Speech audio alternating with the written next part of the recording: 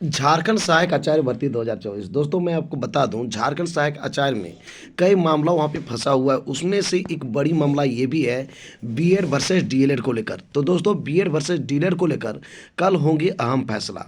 मैं आपको बता दूं दोस्तों, पहले ये जो मामला है बीएड वर्सेस डीएलएड को लेकर, पिछला साल जो है हाई कोर्ट से सुप्रीम कोर्ट गया था और सुप्रीम कोर्ट ने एक ऑर्डर दिया था कि बीएड वाले 1 to 5 के लिए एलिजिबल नहीं है। कहने का मतलब यह है कि जो भी कैंडिडेट्स बीएड किए हुए हैं, वहाँ वे कैंडिडेट्स चाहे तो ब्रिज कोर्स करे या ना करे, वो जो है 1 to 5 के लिए शिक्षक अब नहीं बन सकते हैं।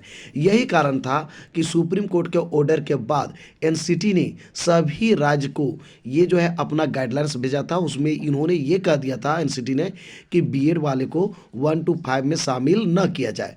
तो सीधी सी बात है कि सभी राज्य ने इसको अपनाया और उस पर जो है उसी के आधार पर बहाली शुरू कर दी।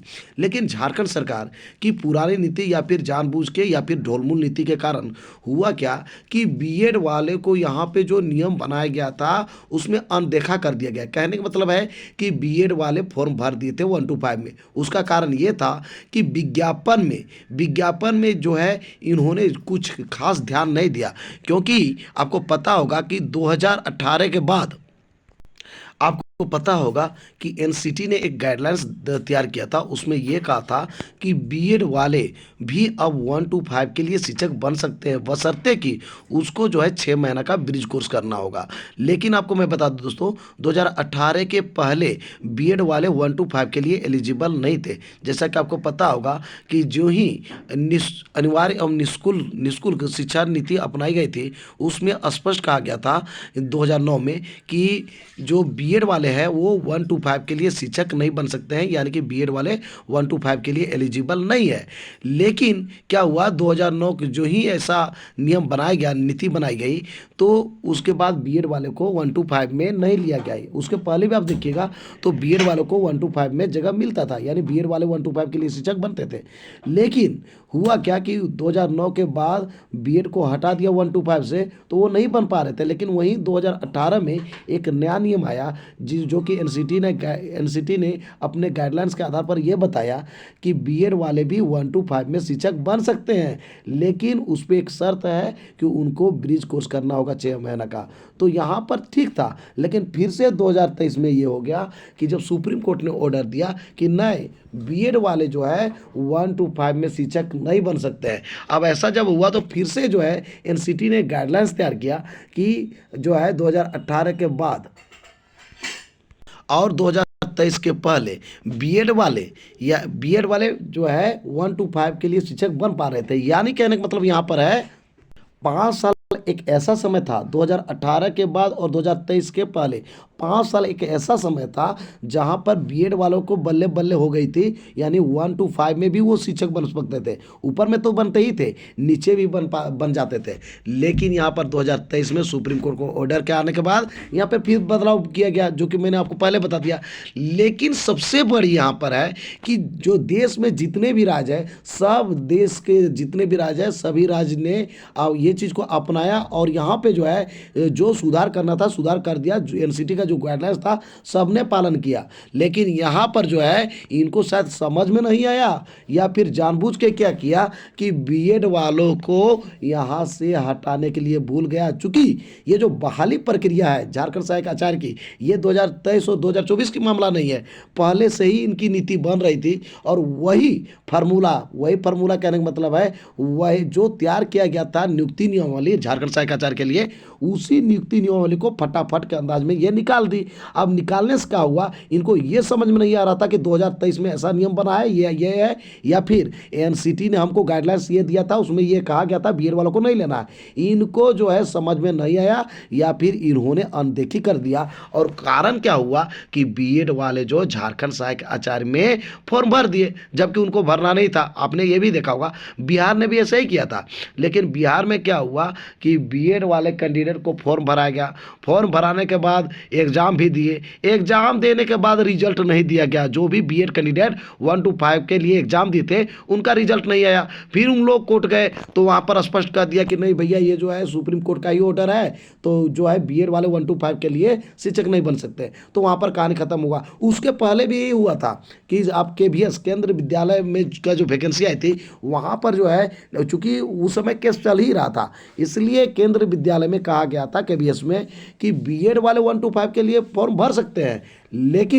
लेकिन जो है सुप्रीम कोर्ट में जो केस चल रहा है इसका प्रभाव पड़ेगा। यानी यदि सुप्रीम कोर्ट कह देती है कि बीएड वाले 1 to 5 के लिए शिक्षक नहीं बन सकते हैं तो वैसी स्थिति में बीएड को बाहर होना पड़ेगा। स्पष्ट तौर पर उन्होंने जो है केवीएस के में जो वैकेंसी आया था नोट में ये चीज़ लिखा हुआ था।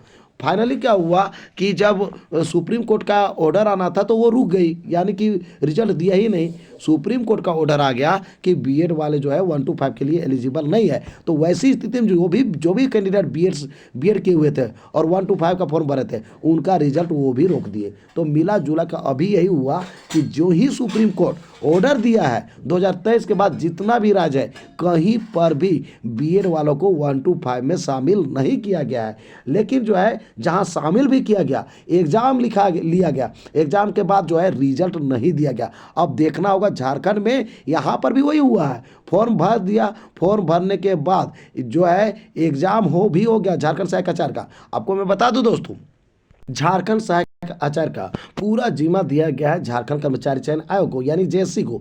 जेएससी को बीच में पता चल जाती है कि नए बीएड वाले जो है 1 to 5 के लिए एलिजिबल नहीं है। तो यही है कि उन्होंने क्या किया कि झारखंड सहायक आचार्य का फॉर्म भराया था तो 1 to 5 को शामिल तो किया, लेकिन उन्होंने एक नोटिस के माध्यम से और साथ ही साथ उन्होंने जो है ये भी जारी कर दिया, रिजेक्शन लिस्ट जारी कर दिया कि जो भी बीएड कैंडिडेट है उसको जो है इस परीक्षा में शामिल नहीं किया जाएगा, क्योंकि ये सुप्रीम कोर्ट का ऑर्डर है। स्पष्ट उन्होंने कह दिया और रिजेक्शन लिस्ट जारी कर दिया। अब ऐसे कैंडिडेट जो बीएड किए हुए थे और 1 to 5 का फॉर्म भर दिए थे वो जो चल गए हाईकोर्ट, झारखंड हाईकोर्ट चल गए कि देखिए एग्जाम जल्द होने वाला है। और ऐसी स्थिति में जब विज्ञापन में लिखा हुआ है कि बीएड कैंडिडेट 1 to 5 के लिए फॉर्म भर सकता है बशर्ते कि उसको जो है ब्रिज कोर्स करना होगा 6 महीने का, जब लिखा हुआ है तो आखिर जो है क्यों नहीं मतलब हम लोग को परीक्षा में बैठने का अनुमति दिया जा रहा है। तो वहाँ पर जो है समय कम था, झारखंड हाईकोर्ट के पास समय कम था और उन्होंने कुछ देखा नहीं, ज़्यादा वहाँ पर ये फोकस किए कि ये नियमावली में क्या लिखा हुआ है। यानी झारखंड सहायक आचार्य का जो विज्ञापन निकला हुआ है वहाँ पर लिखा क्या है, उस विज्ञापन के आधार पर कह दिया ठीक है फॉर्म आप भरे हैं तो आप जो है एग्जाम दे सकते हैं, एग्जाम देने के आप पात्र हैं। ऐसे बिहार में भी हुआ है, फॉर्म भरा था एग्जाम भी दिया था, केवीएस में भी हुआ था, फॉर्म भरा था एग्जाम दिया। तो यहाँ पर भी यही हुआ कि फॉर्म भरे थे बीएड वाले 1 to 5 के लिए, वो जो है एग्जाम दे दिए। अब देखना होगा कि क्या होता है। मैं आपको बता दूं दोस्तों, बीएड वर्सेस डीएलएड को लेके अभी तक जितने भी चीज़ें हो रही है 1 to 5 में बीएड वालों को सुप्रीम कोर्ट के ऑर्डर के बाद मौका नहीं दिया गया है। भले ही फॉर्म भर दिए, एग्जाम भी दे दिए, लेकिन उनका रिजल्ट नहीं आया। लेकिन अब देखना होगा झारखंड में क्या होता है। दोस्तों एक और मैं और बता दूं, यहाँ पर सबसे मज़ेदार इंटरेस्टिंग बात यह है कि झारखंड सहायक आचार्य को लेकर ये जो है इसी मामला पे झारखंड हाईकोर्ट में कोर्ट हुआ था।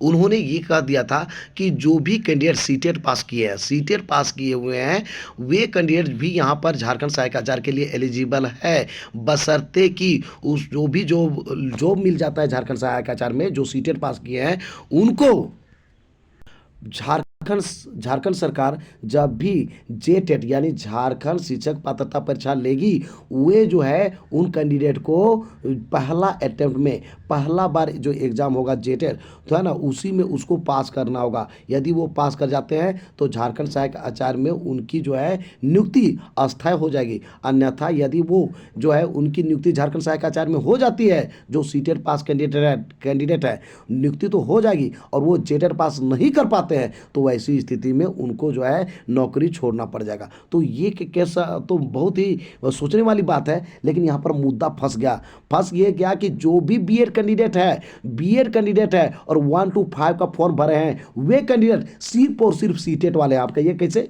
तो इसलिए दोस्तों कि जेटेट अभी तक 2 बार हुई है, एक बार 2013 में और 2016 में, और दोनों बार में बीएड वालों को 1 to 5 में फॉर्म भरने का मौका नहीं मिला हुआ है। यानी बीएड वाले अभी तक जेटेट पास नहीं है। यानी बीएड वाले जो 1 to 5 में फॉर्म भरे हैं, सिर्फ और सिर्फ वो क्या है, सीटेट पास है। तो दोस्तों मैं आपको बता दूं, सीटेट पास है। यहाँ पर मामला कहाँ पर फंस गया कि जब जेटेट का फॉर्म निकला तो जेटेट का फॉर्म में फिर से वही नियम आ गया, जो एनसीटी के गाइडलाइंस है उसका फॉलो किया गया। तो यहाँ पर क्या हुआ जेटेट में कि बीएड वालों को 1 to 5 में फॉर्म भरने नहीं दिया गया। अब मामला फंस गया कि जब नियम में लिखा हुआ झारखंड सहायक आचार्य में जो भी सीटेट पास है उसको जेटेट पास करना अनिवार्य है, अन्यथा उसकी नौकरी जो है उसको छोड़ना पड़ेगा। अब यहाँ पर है, इन लोग को लगा कि यदि हम लोग फॉर्म भर दिए, एग्जाम भी दे दिए और वहाँ पर रिजल्ट भी दे देता है, यानी झारखंड कर्मचारी चयन आयोग रिजल्ट भी देता है, तो हम लोग बेकार हो जाएंगे, क्योंकि हम लोग जेटेट का जो है फॉर्म ही नहीं भर पा रहे हैं, तो हम लोग पास करेंगे कैसे। तो ये मामला फंस गया था और यही कारण है